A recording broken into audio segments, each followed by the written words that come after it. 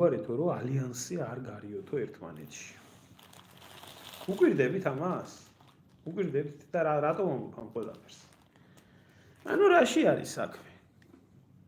საქმე არის იმაში, რომ დანიის ტერიტორიული მთლიანობა, რომელიც უნდა იყოს ხელშეუხებელი, დანია თავისი გრენლანდიით, რომელიც ყველანაირი მსოფლიო საერთაშორისო ორგანიზაციებით არის აღიარებული, დამპყრობელი ამერიკის შეერთებული შტატებიდან ვეღარ იცავს თავს.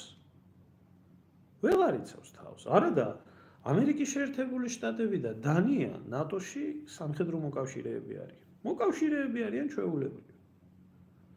ახლა გრენლანდიის მიტაცებას რუსეთი არ აპირებს, ხო? არც ირანი, არც თურქეთი, არც ჩინეთი. აპირებს მოკავშირე. ნატოს მოკავშირე ცივილიზირებული დემოკრატიული ამერიკის შეერთებული შტატები. და ვისგან? მისი მოკავშირისგან, დანიისგან. და ეს რომელ ცივილიზირებულ წესებზე არის საუბარი? კარგი, კანადა ცალკე საკითხი არის, კანადის საერთოდ გადაყლაპვა უნდა, მაგრამ გამოდის მთელი ეს ევროპული ღირებულებების მთავარი გენერალური მდივანი და ეუბნება დამპყრობელ ამერიკის პრეზიდენტს, რომ მოდი ეს შენ და დანია მოაგვარეთ და ხო არ არის რაღაცა 100 მეტრ მიწაზე ლაპარაკი. ეგ არის საუბარი გრენლანდიაზე, რომელიც ყველაზე დიდი კუნძული, როგორც კუნძული, მდიდარი. ეს ტერიტორიული პრობლემები თქვენ მოაგვარეთ ერთმანეთში. ეს რა ლოგიკაში ჯდება, ისე ვინმესთვის გასაგები არის? არ არის ახლა ამერიკის შეერთებული შტატები ოკუპანტი? ამერიკის შეერთებული შტატები არ ართმევს ტერიტორიას და არ იპყრობს ამერიკის შეერთებული შტატები ცივილიზირებული ევროპის მისი მოკავშირის. ამით არ არღვევს ამერიკის შეერთებული შტატები გაერთიანებული ერების ორგანიზაციას, მაგრამ ნატოს წესდებას. ნატოს წესდებაში წერია პირდაპირ, რომ მეხუთე პუნქტში, რომ ნატოს არაწევრი თუ დაესხმება ნატოს წევრ ქვეყანას თავს. ასეთ შემთხვევაში ნატოს ყველა ქვეყანა ვალდებული არის მიიღოს ზომები იმასთან დაკავშირებით, რომ ეს აგრესია მოაგერიებიოს. ახლა ნატოს მეხუთე პუნქტიდან გამომდინარე, ორივე ნატოს წევრი ქვეყანა ერთმანეთში ომობს, ამ შემთხვევაში რა ხდება? დანარჩენი ნატოს წევრი ქვეყნები გადიან გვერდზე და უყურებენ ამ ყველაფერს და თქვენ მოაგვარეთ ერთმანეთში ყველაფერი. რა ხდება აქ? რასთან აგვაქვს საქმე? აი ძალიან მაინტერესებს. აი ამ უკნიდან განათლებულ შიგ ევროპელებს მინდა ვკითხო. აი ძალიან მაინტერესებს. ეს რა ხდება?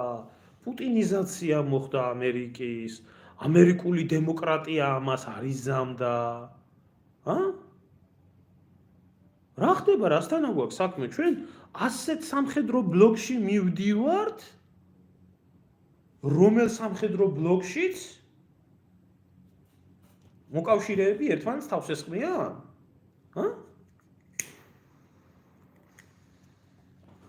რა ლოგიკაში ჯდება ეგ ყველაფერი? აი, განცხადება დღეს იქნა გაკეთებული დანიის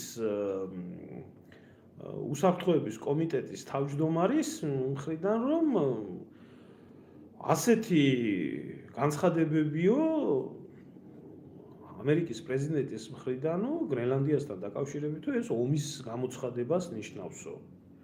ხო და ასევე გამოთქმეს უკმაყოფილება რიუტეს მიმართებაში, რომ მსგავს საკითხებში დანარჩენიო არ უნდა ჩაერიონ.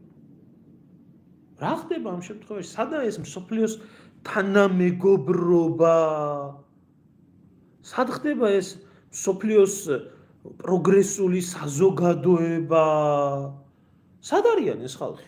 რატო აძლევენ პატარა დანიის დაჩაგვრის უფლებას ამერიკის შეერთებულ შტატებს? აი ელემენტარული კითხვას ვსვამ, რატო იძლევა ამის საშუალებას? მსოფლიოს პროგრესული საშუალება რა? ესა საზოგადოება რატო უშვებს ევროკავშირი, სადა ინგლისი, სადა ამერიკა, სადა გერმანია? სხვა არაფერს არ აკეთებს რუსეთი უკრაინის ტერიტორიაზე. სხვა არაფერი მოხდა ყირიმთან დაკავშირებით. აი სხვა არაფერი მოხდა. არა, მაინტერესებს.